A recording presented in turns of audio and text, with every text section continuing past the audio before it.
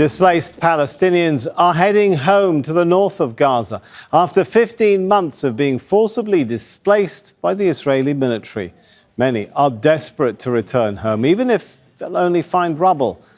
These are the live scenes coming into us from Al Rashid Road. It's been 8 hours since hundreds of thousands of Palestinians began returning on foot through this route.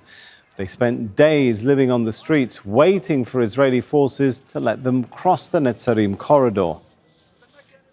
People are now reuniting with their families after being separated since the start of the war. Displaced Palestinians say they've been desperately waiting to see their loved ones. Well, they're now reuniting as they begin to search for whatever remains of their homes.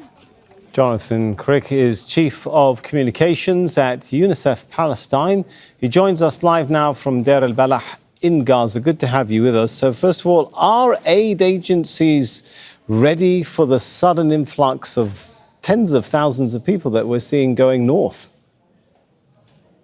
Yeah, it's a very important point. And clearly, in the past days, since the beginning of the ceasefire, a lot of trucks and humanitarian aid has entered the north of the Gaza Strip.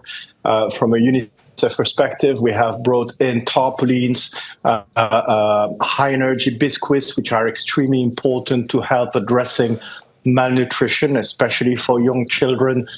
We have brought in hygiene kits, but it's true that when I see the images today, when I see how many people are moving up north, and I was in the north of the Gaza Strip in September, and I've seen the level of destruction there.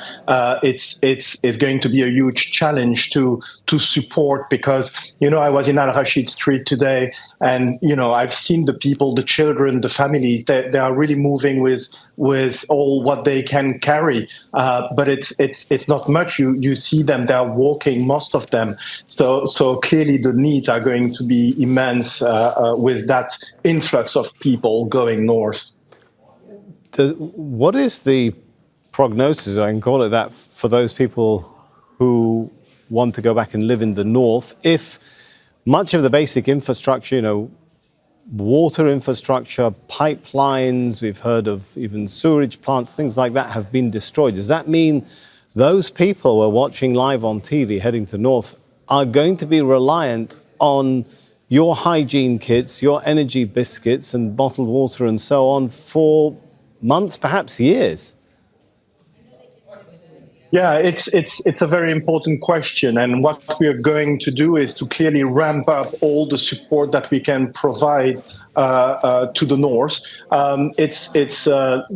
We have trucks that have entered, but it's true that basic services are missing. For example, water.